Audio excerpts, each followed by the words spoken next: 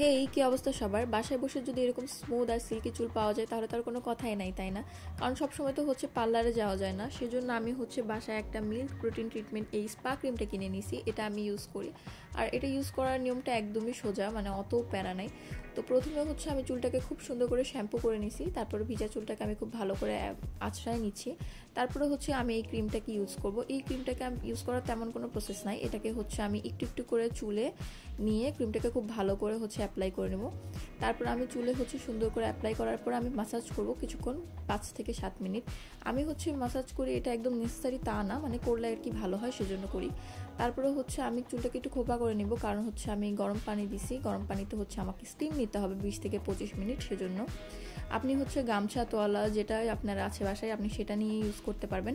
আর খেয়াল রাখবেন পানি যেন একদমই বেশি গরম না হয়, মানে উষ্ণ গরম পানি যেটা, সেটা আর কি।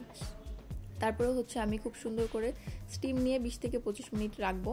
তারপরে সুন্দর করে চুলটাকে ওয়াশ করে নেওয়ার পরে ফাইনাল রেজাল্টটা কিছুটা এরকম। অবশ্যই ট্রাই করে দেখবেন আর আমাকে জানাবেন।